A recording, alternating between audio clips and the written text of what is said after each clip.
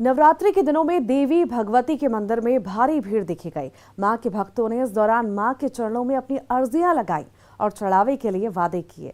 देवास की माता टेकरी मंदिर में दान पेटी खोली गई तो उसमें से ऐसी ही कुछ अर्जियां और मनोकामनाएं पूरी होने के बाद मां को दिए गए धन्यवाद पत्रों का खुलासा हुआ। आप ये रिपोर्ट देखिए।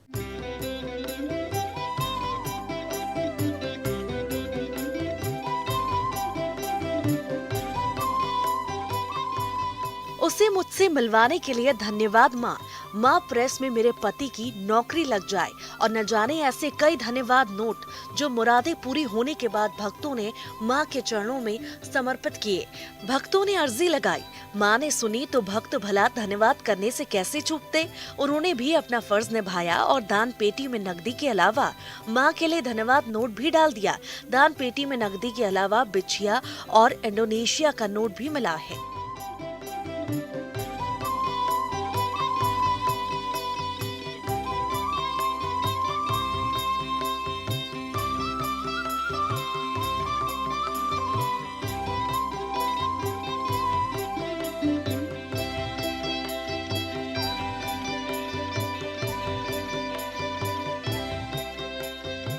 नोट गिने जाने की ये तस्वीरें देवास के माता टेकरी मंदिर की हैं, जहां नवरात्रि के बाद माता टेकरी पर दोनों माता मंदिरों के दान पेटी में आए चढ़ावे की गिनती शुरू हुई है।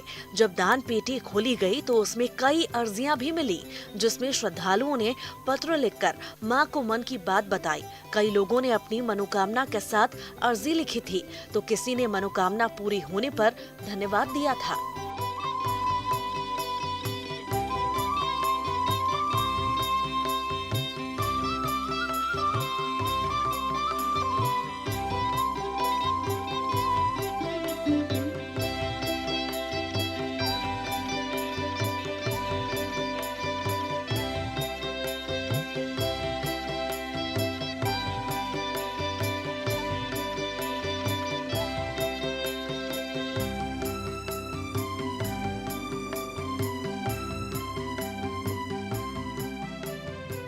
माता टेकरी पर भक्तों की अर्जी लगाने की मान्यता है।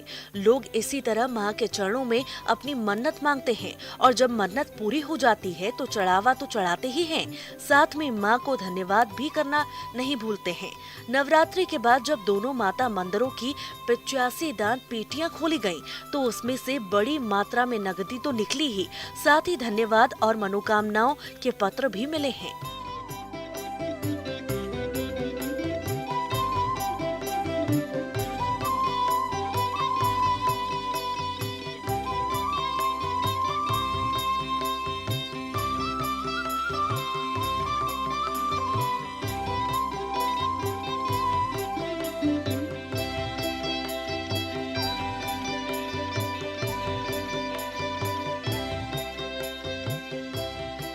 नवरात्रि में लाखों की संख्या में माता के भक्त माता टेकरी में दर्शन करने पहुंचते हैं, जहां पर विनती के साथ मनोकामना पूरी होने के लिए मां को दान चढ़ाया जाता है।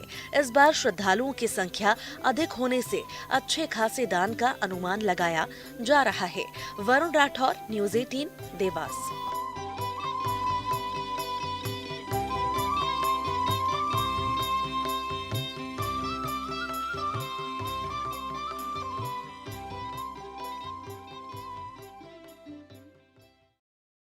रेलवे स्टेशनों पर अब तक आपने सिर्फ पुरुष कूलियों को काम करते हुए देखा होगा, लेकिन हम आपको ले चल रहे हैं भोपाल जंक्शन, जहां एक महिला कूली का काम कर रही है। ममता को क्यों ये पेशा चुनना पड़ा और इस पेशे में उन्हें क्या परेशानियां आ रही हैं, जानिए हमारे इस खास रिपोर्ट में।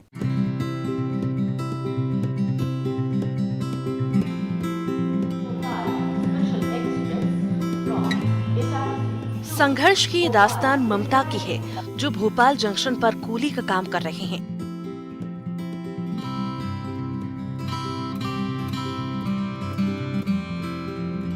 कूली का काम करने वाली ममता की कहानी बड़ी दर्द भरी है।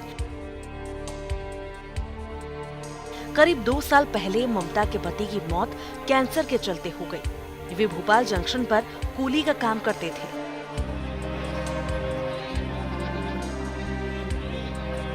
पति की मौत के बाद ममता के सामने अपना और अपने बच्चों का पेट पालने का संकट खड़ा हो गया। तब उन्होंने रेलवे अधिकारियों से बात कर कूली की नौकरी कर ली।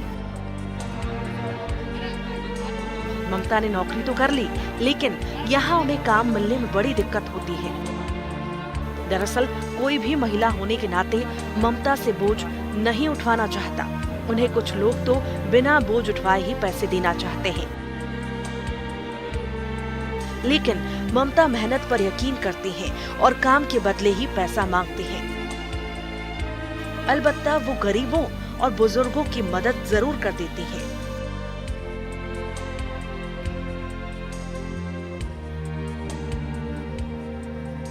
क्या नाम है आपका? मेरा नाम ममता महावर है। आप कुली हैं, महिला कुली हैं, पहली हैं जी। क्या वजह रही कि आपको ये काम करना पड़ा? मैं मेरे हस्बैंड की जगह पे लगी हूँ। क्या हो गया था? मेरे हस्बैंड शांत हो गए और उनका हार्ट फेल हो गया था। तो उसका फिर आपको परिवार की जिम्मेदारी आ गई थी। जी, कब से कर रहे हैं आप ये? मेरे को 7 महीने हो गए इधर पे करते हुए। कितना क्या पैसा मिल जाता है?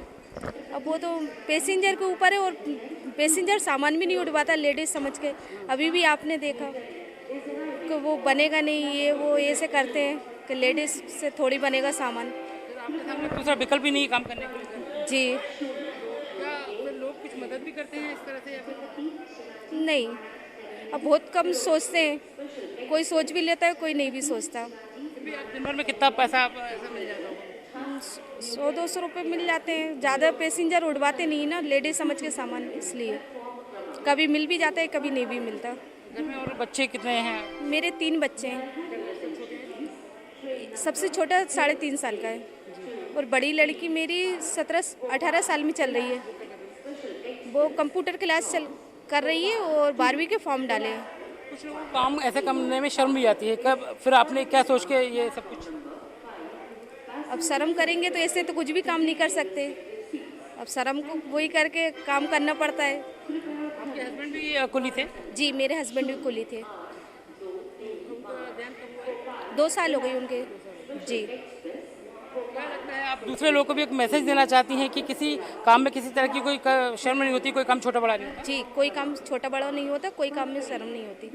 पर काफ़ी मेहनत का काम आप करें, हमने देखा। जी। काफ़ी वजन है बैग में। जी, अब वो तो सब कर लेते हैं, मजबूरी सब करा देती है। एक कहावत है कि सारी दुनिया का बोझ हम उठाते हैं। ये साबित कर रही हैं ममता यहाँ पर महिला कुली हैं और भोपाल स्टेशन पर आने वाली हर एक ट्रेन में यात्रियों से ये बोलती हैं कि उनका सामान यहाँ तक वो पहुँचा देंगे और उसके बदले में जो उन्हें देना हो वो दे दें, क्योंकि लोग भी महिला कुली होने के नाते इनसे ज़्यादा सामान नहीं उठवाते हैं, मगर इनकी मजबूरी है कि घर परिवार भी चलाना है और इसे लेकर ममता को ये कुली का काम करना पड़ रहा है। कैमरा पर्सन खिलान सिंह के साथ जितेंद्र शर्मा, न्यूज़ 18 भोपाल। और अब आपको ले चलेंगे ग्वालियर, जहां आजकल चाट की दुकान चलाने वाले गुप्ता जी चर्चा में हैं। गुप्ता जी को देखकर लोगों की नजरों को धोखा हो जाता है, क्योंकि उनकी शक्ल एक खास व्यक्ति से मिलती जुलती है। लोग उन्हें अब उसी खास व्यक्ति के नाम से पुकारने लगे हैं।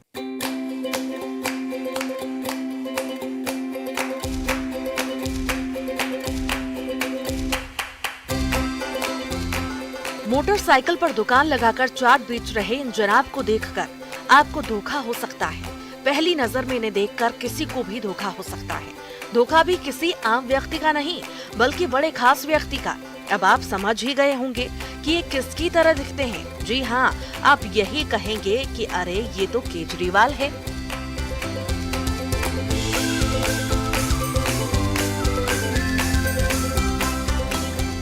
लेकिन नहीं, यहाँ ही आपकी नजरों को धोखा हो गया। ये दिल्ली के सीएम केजरीवाल नहीं, ये ग्वालियर के चाट वाले गुप्ता जी हैं, जो कि इंटरनेट सेंसेशन बन गए हैं। उनकी तस्वीरें सोशल मीडिया पर वायरल हो रही हैं। गुप्ता जी ग्वालियर में चाट पापड़ी और दही बड़े बेचते हैं। चाट पापड़ी और दही बड़ा खाने के लिए आने वाले लोग इन्हें केजरीवाल के नाम से ही बुलाते हैं। अब गुप्ता जी वैसी ही टोपी भी पहनने लगे हैं। इनके ग्राहक ज्यादातर सरकारी दफ्तरों में काम करने वाले कर्मचारी हैं। आपको कब पता चला था गुप्ता जी के केजरीवाल आपके हमशक्ल है? जब से वो आए हैं तब से देख ही रहे हैं। बाकी भाई यार दोस्त मुझसे पहले से बहुत पहले से कहते रहते थे। अच्छा, लोग कहते रहते थे। आज जरा सोशल मीडिया हो गया तो हर आदमी कहने लगा। फर्क इतना है बस। गौरव गुप्ता अपनी बाइक पर चाट दुकान लगाते हैं। वो टीन के डब्बे में चाट, पापड़ी और दही बड़ा बेचते हैं। हर दिन वो करीब 12 बजे दुकान लगाते हैं। ऑफिस टाइम तक गुप्ता जी यहाँ पर चाट पापड़ी बेचते हैं। मोती महल के पास ग्वालियर में ज्यादातर सरकारी ऑफिस हैं। ऐसे में गौरव गुप्ता के ग्राहक सरकारी कर्मचारी और यहाँ काम से आने वाले लोग होते हैं।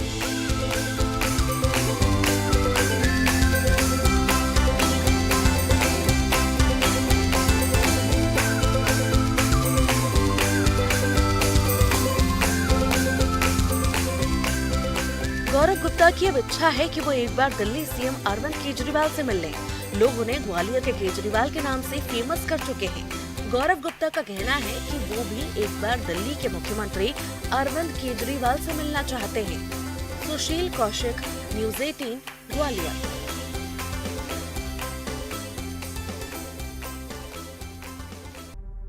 ट्रैफिक कंट्रोल और दिनों दिन बढ़ रहे सड़क हादसों को कंट्रोल करने के लिए सीधी पुलिस ने एक अनोखी पहल शुरू की है। देखिए रिपोर्ट।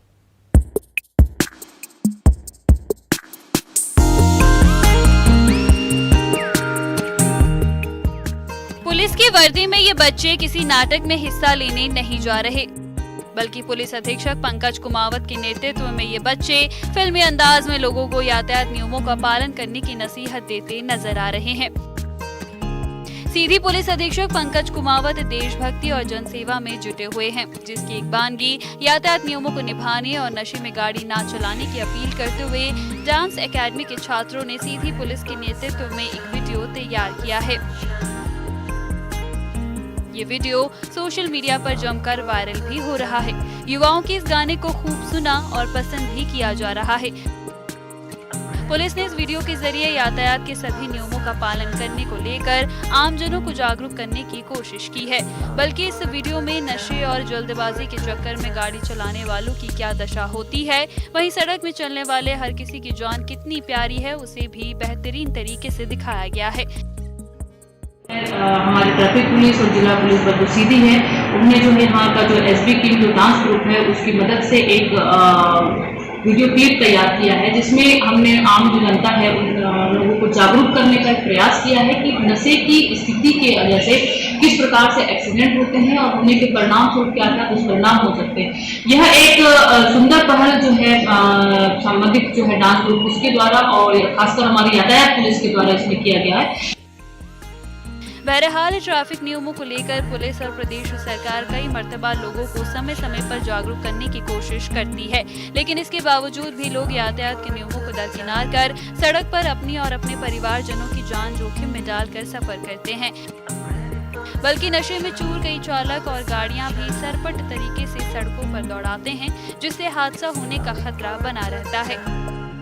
जरूरत इस बात की है कि लोग समझें और जागरूक हों, तब जाकर सड़क हादसों में कमी आ सकेगी। हरीश द्विवेदी, न्यूज़ 18, सीधी। सफलता के लिए सुविधाओं की नहीं बल्कि कड़ी मेहनत और लगन की जरूरत होती है। ऐसा ही एक कारनामा गरियाबंद के शिवलाल निषाद ने कर दिखाया है। देखिए।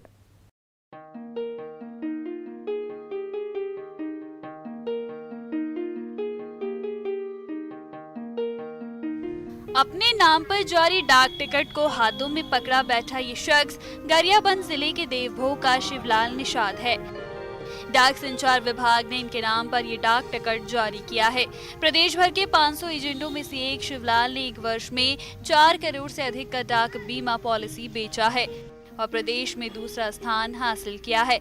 शिवलाल की इस उपलब्धि पर डाक संचार विभाग ने उन्हें 15,000 का नगद पुरस्कार दिया। इसके अलावा उनके नाम पर डाक टिकट जारी कर सम्मानित किया है। लिंक फैल रहता है, कोई ऐड बोल रहता है, तो मैंने लोगों को भरोसा विश्वास दिलाया कि भाई हर महीने आपका जो मासिक प्रीमियम है उसको मैं स्वयं कलेक्शन करके उड़ीसा धर्मगढ़ जा करके आपका प्रीमियम पटा दिया करूँगा और ऐसे जा करके मैं कलेक्शन करके लोगों का प्रीमियम को धर्मगढ़ के पटाया भी है और बाध्यता उनको पासबुक और रसीद दोनों उनको सुपुर्द किया है। कितना का किया आपने बिजनेस? अभी तक तो सर मतलब 4 करोड़ 19 लाख 10 हज़ार का है और अभी वर्तमान में और भी क्या हूँ 56 लाख का। तो ये इतना सारा बिजनेस इसलिए सेकंड स्थान है? जी मोदी। एक पिछड़े इलाके से ताल्लुक रखने वाले शिवलाल के लिए उपलब्धि हासिल करना इतना आसान नहीं था। शिवलाल जिस इलाके से आते हैं वो इलाका आर्थिक दृष्टि से बहुत पिछड़ा हुआ है। इसके अलावा बुनियादी सुविधाएं भी नहीं के बराबर है। शिवलाल को सबसे बड़ी दिक्कत बीएसएनएल नेटवर्क का ठीक से काम नहीं करने के कारण होती थी। कई दिनों तक लिंक फेल रहने के कारण ग्राहकों की समय पर किस्त जमा करना उनके लिए बहुत मुश्किल था। शिवलाल को इसके लिए कड़ी मशक्कत करनी पड़ती थी। किस्त जमा करने के लिए उसे ओडिशा के धर्मगढ़ तक जाना पड़ता था। ये जो बीएसएनएल है यहाँ पे उसका एक तो पुराना केबल है, जैसे पूछने में बताया जाता है कि इंदागांव, दुर्गागुड़ी, गोरापदर का अक्सर कटा रहता है बीएसएनएल, जो गरियाबंद से नेटवर्क आ रहा है। जो हमारा जो डाक विभाग है यहाँ पे बीएसएनएल के नेटवर्क के कारण उसी से जुड़ा हुआ है। यहाँ पर नेटवर्क न होने के कारण तो किसी का डोंगल नहीं मिल पाता, जिसके कारण अधिकतर नेट जाता है, आता है, जाता आता है, जिसके कारण ग्राहकों को समस्या का सामना करना पड़ता है। योजनाएं भी प्रभावित होती हैं। बहुत सारी योजनाएं प्रभावित होती हैं। जिस प्रकार से पहले बिजनेस था उसकी अपेक्षा बहुत कम हो गया बिजनेस, जिसके कारण बहुत परेशानियों का सामना करना पड़ रहा है। सिमटते जा रहे डाक संचार विभाग के लिए ग्रामीण इलाके से इतनी बड़ी रकम की पॉलिसी मिलना शुभ संकेत है, लेकिन डाक विभाग को अपना पुराना रुतबा हासिल करने के लिए वक्त और तकनीक के साथ कदम ताल कर चलना बहुत जरूरी है, ताकि शिवलाल निषाद जैसे एजेंट तमाम चुनौतियों के बीच विभाग को सार्थकता की नई दिशा दे सकें। कृष्ण कुमार सैनी, न्यूज़ 18 गरियाबंद। महिलाओं को आत्मनिर्भर और स्वावलंबी बनाने की दिशा में जबलपुर परिवहन विभाग ने सबसे बेहतर काम किया। जबलपुर आरटीओ ने 16 साल की युवती से लेकर 65 साल तक की महिलाओं के लिए ऐसा कार्यक्रम लॉन्च किया है जिससे आज सैकड़ों महिलाएं रोजगार पा रही हैं। आप ये रिपोर्ट देखिए।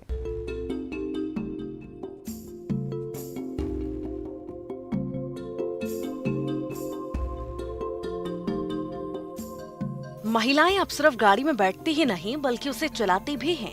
इतना ही नहीं, वाहन की तकनीकी जानकारियां भी रखती हैं। वे अब कैब ड्राइविंग में भी आगे बढ़ रही हैं और ये सब संभव हो पाया है जबलपुर परिवहन विभाग की बदौलत। जी हाँ, जबलपुर महिलाओं को स्वावलंबी बनाने की दिशा में सबसे आगे है। बीते 3 सालों में जबलपुर जिले में 16 साल से लेकर 65 साल तक की महिलाओं के निःशुल्क लर्निंग और परमानेंट ड्राइविंग लाइसेंस जारी किए गए हैं। परिवहन महकमे ने महिलाओं को ड्राइविंग का निःशुल्क प्रशिक्षण भी दिया है और अब उनके प्लेसमेंट की दिशा में भी काम किया जा रहा है। परिवर्तन आ चुका है व्यवस्थाओं में और महिलाएं भी हर क्षेत्र में अपना योगदान दे रही हैं। शासन की ये मंशा थी कि ये लाइसेंस ही ना प्राप्त करें बल्कि लाइसेंस प्राप्त करके किन्हीं न किन्हीं संस्थानों में ये अपने रोजगार का साधन भी उपलब्ध करा पाएँ। एक तरीके से हमने ये प्रयास किया है कि जिन लोगों को प्रशिक्षण दिया है उनको कहीं ना कहीं चाहे छोटे ही स्तर पर लेकिन प्लेसमेंट की भी प्रयास किया है, चाहे टाटा मोटर्स में हो, चाहे इसमें मारुति वालों के यहाँ हो। इनके यहाँ जो आपने देखा होगा कि ड्राइविंग का प्रशिक्षण, जो लोग गाड़ी खरीदते हैं वो ड्राइविंग का प्रशिक्षण भी वहाँ से लेते हैं। तो कई महिलाओं को ये झिझक होती है कि वो पुरुष के साथ प्रशिक्षण कैसे लें। तो इन इंस्टीट्यूशंस में जहां उनको सैलरी मिल रही है और साथ ही वो प्रशिक्षण भी महिला चालकों को जो नए सीखने वाले हैं उनको प्रदान कर रही है। लाइसेंस पाने वाली 50,000 युवतियों और महिलाओं में आज सैकड़ों रोजगार भी पा चुकी हैं और निरंतर ये सिलसिला जारी है। बेशक 50,000 निःशुल्क ड्राइविंग लाइसेंस जारी कर जिला परिवहन विभाग ने न केवल कीर्तिमान स्थापित किया है बल्कि महिलाओं में आत्मविश्वास बढ़ाने का भी काम किया है। तकरीबन 50,000 के आसपास लर्निंग और परमानेंट लाइसेंस जारी किए जा चुके हैं जबलपुर में, जो कि प्रदेश में एक बहुत अच्छा खासा आंकड़ा है। जिले के आरटीओ संतोष पाल बताते हैं कि अब महिलाओं में ड्राइविंग के प्रति दिनों दिन रुझान भी बढ़ रहा है और पुरुषों के समान वे भी आगे बढ़ रहे हैं, जिसे देखते हुए परिवहन महकमा लगातार इस दिशा में काम करता रहेगा। प्रतीक मोहन अवस्थी, न्यूज़ 18 जबलपुर।